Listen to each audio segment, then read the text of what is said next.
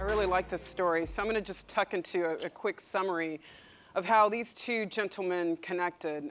Basically, a young man from London's East End, growing up in less than financially privileged circumstances.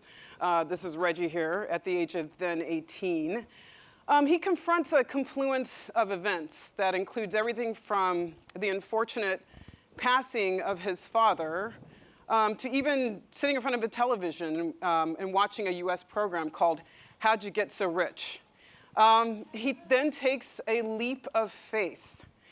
Reggie then decides to go west to one of London's most prestigious neighborhoods in Kensington, and he literally goes door to door, knocking on people's doors, asking the question, how'd you get so rich?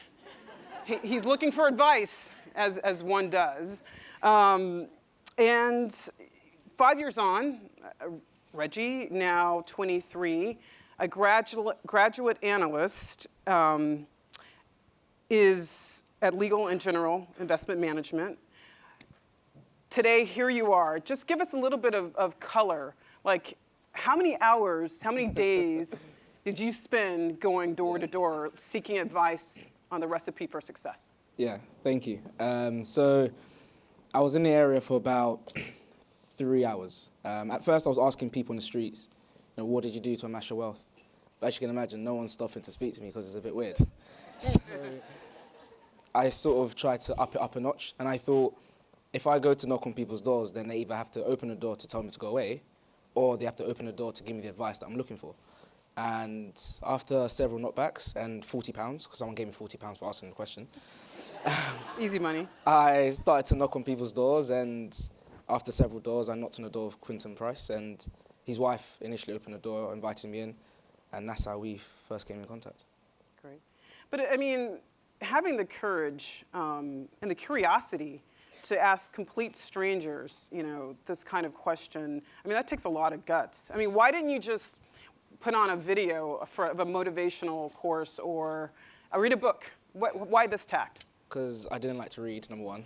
And number two, I just felt like, at the time, I was playing football at quite a high level. So I used to play football at youth professional level and then youth semi-professional level. And I signed a 2-year contract when I was 16.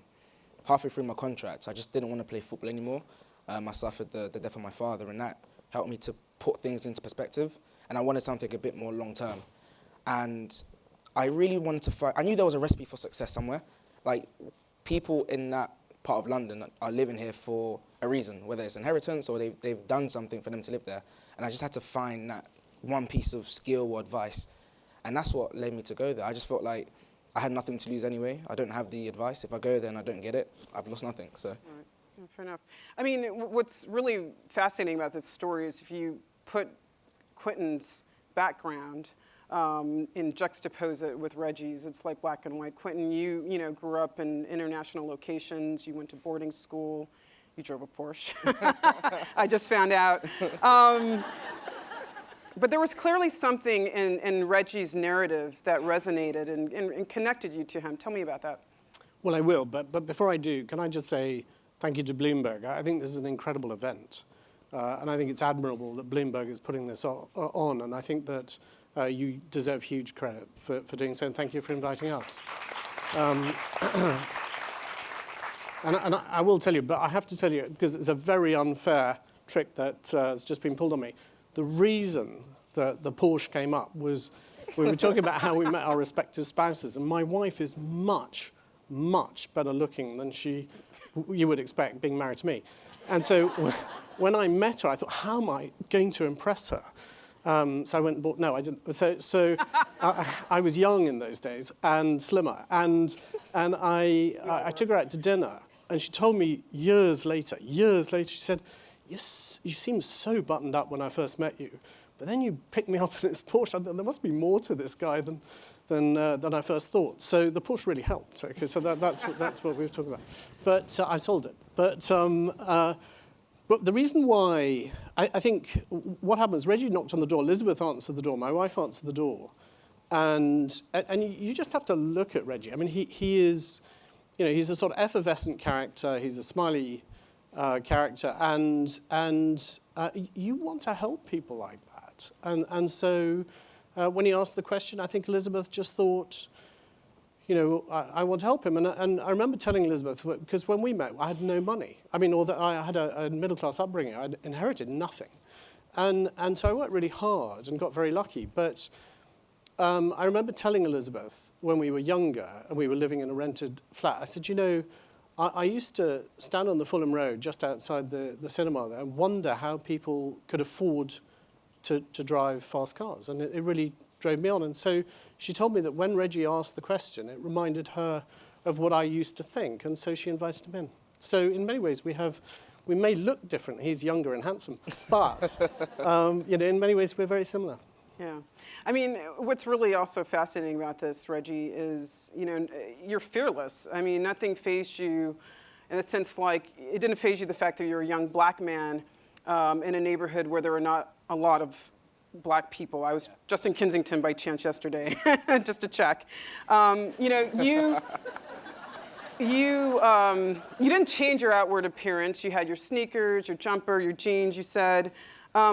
But at the same time, and I picked up on this when we first spoke, you didn't tell Mom, who's right here. You didn't tell Mom, you didn't tell your friends. So even if you didn't doubt yourself, that suggests you thought others might.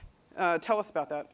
Yeah, it was a crazy idea now that I think of it. And I just didn't want anyone to tell me not to do it. If I told my mum I was going to do it, she would tell me no, like, stay home, don't do it. So I just felt like it was something I needed to do for myself. And you know, like I said, if it didn't work, then I knew that I would have tried something else, and you know, God knows what else I would have tried. But I just wanted to sort of get out of the environment I grew up in, because where I grew up, it's like you're almost presented with 3 avenues when you're young. It's either crime, football, or you know, doing other things that wasn't really tailored to me. And I tried the football route initially, and unfortunately, it didn't really work for me as I would have liked it to. So I just knew that I wanted to do something very much long term, but I just didn't know how. And I guess that sort of drive that was instilled within me, no one could have really, well, I didn't want anyone to sort of take me away from that, which is why I didn't tell anyone. Yeah. You mean when growing up where you grew up, there were 3 exactly. choices, Yeah. crime, football, or Crime, another football, avenue? music. Music. Yeah. Okay. Can you tell us about the 3 E's? Because one of the great pieces of advice you told us you got from Quintin, in fact, was 3 E's. Explain that quickly. Yeah. So I was in university. Quintin actually encouraged me to go to university, which is something I wasn't going to do. And near graduating, we were speaking, and he just told me how proud he was of me and stuff. And he said, remember these 3 E's. He said, always have energy, endeavor, and endurance. And he always says that the last one is the one that people forget the most, but it's the most important, because you're going to need endurance to get through many hurdles that come within your life. And I've just kept that, because when I graduated and I started working, it was a different world. You know, summer holidays are gone. I was like, what's 25 days a year? I was confused. But now it's like I see where he was coming from, and that piece of advice for me, I've just kept it. So every time I go to do a talk or whatever, and he asks me for my best piece of advice, I just always reiterate that. Have that energy, have that endeavor, and always endure. So. Fantastic. In the role of mentor-mentee, it's often overlooked the fact that the mentor actually has a lot of takeaways from that experience. Can you tell us, Quintin, a little bit about your biggest takeaway from having this connection with Reggie? I think the thing that staggered me was that my mother was disabled, and when we were growing up in India, she ran a big charity. She never acknowledged her disability, so she was a very inspiring person to be around, because she just sort of ignored it. She couldn't walk or anything, and she ran this charity basically for unmarried women in India who were obviously disgraced in society and had children, to give them employment. And so we were sort of, in the household, there was a sort of do good things if you can. But there was also a sense that both my parents were sort of, I guess, quite liberal in a good way. My dad was the first executive in a bank in India to force the bank to give pensions to the local employees, which was Standard Chartered, actually. And he just couldn't understand why there'd be a distinction between the two. And this was back in the 1970s. So there was a sense that, look, everybody's equal under the sun. And I've always taken that view. I mean, it wouldn't even occur to me when we opened the door, even though I didn't open it, to think about the fact that there was a black man standing. It was just like, does this person have agency and do they want to help them? And color is sort of irrelevant. But when this story then went viral, the number of messages I had on LinkedIn from people from BAME backgrounds made me realize just how big this issue is. And while I was sort of naive about that because my best friend at school was also from Ghana, which is where Reggie's from originally. It just didn't occur to me. I'm still in touch with my best friend from school, and but it obviously is a massive issue. And that probably sounds really naive, but I've been seriously educated about the prejudice that people have suffered, and that's been humbling. Okay, so it's brought awareness is your big takeaway about the imbalance. Yeah. Okay. Understood. Yeah. So I just want to take a minute to do a quick audience poll. Obviously tracking data on diversity is not easy, as we heard in our last session on ethnicity pay reporting. So I just want to ask the room the question, among financial firms globally, which country leads in terms of willingness to disclose transparent data on equality? I think A is the US, B, Canada, C, Japan, or D, the UK.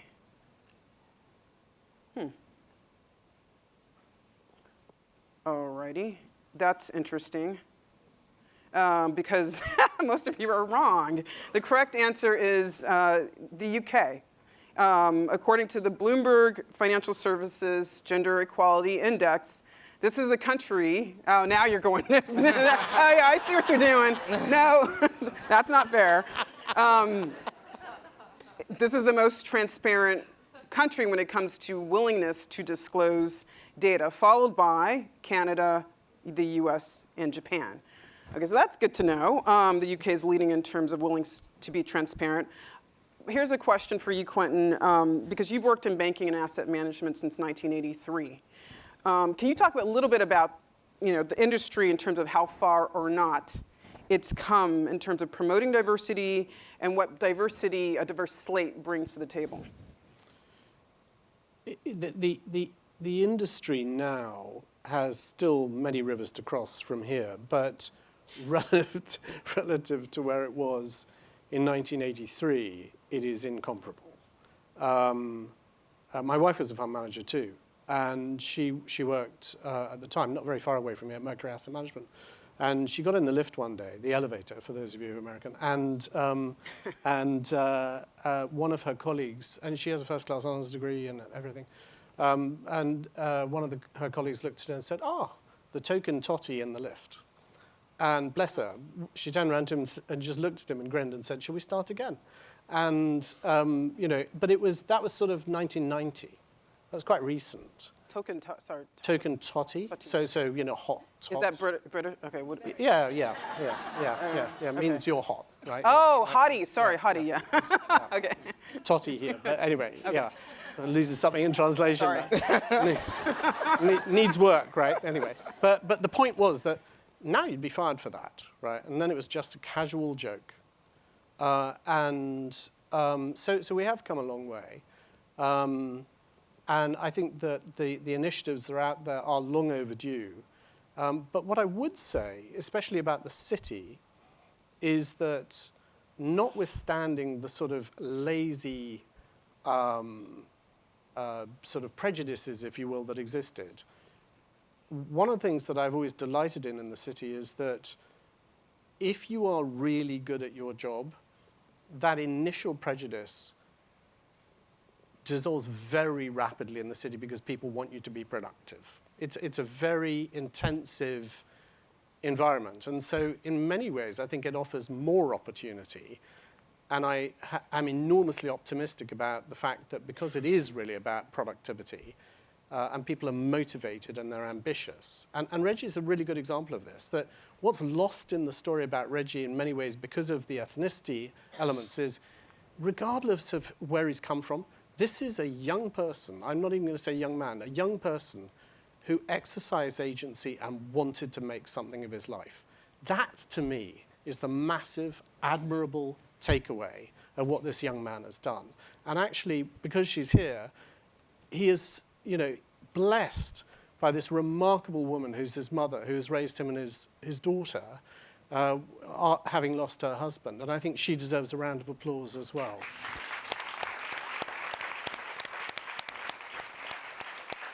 But that's the issue, that this is an industry that adapts really rapidly. So now we're on the right track. I'm very optimistic that we'll move very fast to get to the right place. Yeah, there's productivity. I also want to learn about, or talk quickly, Reggie, about the lessons of rejection, because you said that your journey going door to door was a journey full of rejections, but that you learned to embrace it, and it gave you the fuel to get to where you needed to be. How did you reset after each no? Like, how did you sort of say, oh, okay, I'm going to keep doing this? I personally think I now knew what was available for me. So when I went to knock on people's doors and I met Quintin, I also met another guy called Nathan Higgins, who he's in New York now, still a good friend of mine today. And they provided me with the visibility that if I do work hard and I do achieve A, B, and C, then this is what is available for me. I could potentially earn this much and I can do this for my family and A, B, C. So when I had that in my mind, I just said there's going to be little that's going to stop me from getting to where I want to be in, say, 3 years' time. So when I started university, I studied economics with Mandarin, and I didn't want to go to university. So you can imagine how complex that was for me. And I didn't know economics had maths in it. And that, for me, was a big shock. So when I started university, in my first exam, I remember I got 25%, which is a fail. Completely failed it. And I remember I messaged Quintin, I said, university is not for me, or I'm struggling with university. I didn't tell him what grade I got because I was quite embarrassed. But, I was just like, university I don't think is for me. But again, that visibility that him and Nathan provided me, they just said, no, you can do it. And, if you do work hard and graduate, then you can work in this sector or do this, blah, blah, blah. Next exam after that, I got 84%, which is a first class. And I started getting 86% and 72s, and I started getting... Wait a minute, how did you go from 25 to 82? I mean, I started reading. I started to invest a bit more. I mean, at first, I sort of went with the flow, but then I really just went all out, and I really invested my time into my degree, into my subjects, and got involved in so many different things. I started to acquire more internships and stuff. So in terms of the rejection side of things, just having that visibility as to what was available for me allowed me to overcome internship rejections, allowed me to overcome job rejections, educational rejections, love life rejections, all forms of rejections. I mean, just knowing what was available for me was a big driving force. How's your Mandarin? I stopped a year ago, so not great, but yeah. Was there, just out of curiosity, was there one no in that journey that stung more than any other? Yes. So Quintin used to work for BlackRock, and when I went to university, I applied for the spring internship and I got it. I applied for the summer internship at BlackRock. Well, I converted the spring into the summer, and the summer internship, if you perform well or if they have headcount, etc., you get the graduate placement, and that's when you work for the firm full-time after university. And unfortunately, I didn't make the cut to work at BlackRock for the graduate program. So I did 3 internships there, but I didn't get the last offer. And that crushed me, because it's almost like I went to university sort of just to work within the sector, but predominantly within BlackRock. And when I got the phone call and I said, unfortunately, you didn't make it, that for me was heartbreaking, because it's like, what am I going to do now? But, I'm a big believer in that everything does happen for a reason. And even after that happened, now I work for Legal & General, which is one of their biggest competitors. And, a lot of the people from BlackRock messaged me and say, we made a mistake. And they messaged me saying, we should have actually hired you. And that for me, it's great to know that, there was a sense of value there, but at the time you don't really see it. Yeah. And now it's like, I've got the last laugh, so. Yeah. Do you ever wonder what your life would be like if you hadn't made that venture over to London's West End? I do, sometimes I do. I mean, I still think I will be doing something that is positive, but I don't think I would be sitting here if I didn't do it that day. And sometimes, it's hindsight, right? I mean, I look back and I say, oh, if I didn't do it, then I wouldn't have done ABC, but I still think that something else would have happened, just because of the mindset that I had to have a better life for myself was greater than anything that would have come my way. Yeah. So I wouldn't be sitting here today if I didn't, but I still think something would have come of it. Right. Yeah. Right. As we're winding down, I'm going to give you, Reggie, the last word. So you're 18 at the time, 23 today. Tell us what you're working towards and what you hope to have achieved in 10, maybe 20 years from now. 20 years from now, I'll start short term. So short term, I'm currently working in investment management. I actually overheard the Race at Work Charter. So I was one of the advocates for the Race at Work Charter with Theresa May. So we did an interview together, and I've done some work with the Cabinet Office in regards to the Race at Work Charter and in regards to higher education as well, and bringing more BAME people to higher education so that we can increase diversity within the working space. So I'm going to continue to do that. Currently the group chair for ACCA Emerging Talent Advisory Group, which is a scheme to, I guess, aid students from socially disadvantaged backgrounds. I'm also writing a book. You're writing a book? Yeah, I'm writing a book. So that should be released next year. Can you tell us what it's about? It's like a memoir / self-help, just like the tips and advice that I've learned from Quintin and people along the way, just exposing that to people that were in similar positions to me. Mm-hmm. So that should, I say it's released next year, but it's really dependent on what the literacy agents and stuff do, because I have no real control over that. Okay. But in terms of long term, it's a tricky question for me, but I just see myself trying to be almost like a world leader, just trying to make change for people, and regardless of whether that's in the corporate sector or it could be in politics, I don't know what it might be in, but just to be a world leader and just make a bigger and better change for the world, I guess. Fantastic. Quintin, any final words? I think the reason he dealt so well with rejection is that he's a lifelong Arsenal fan.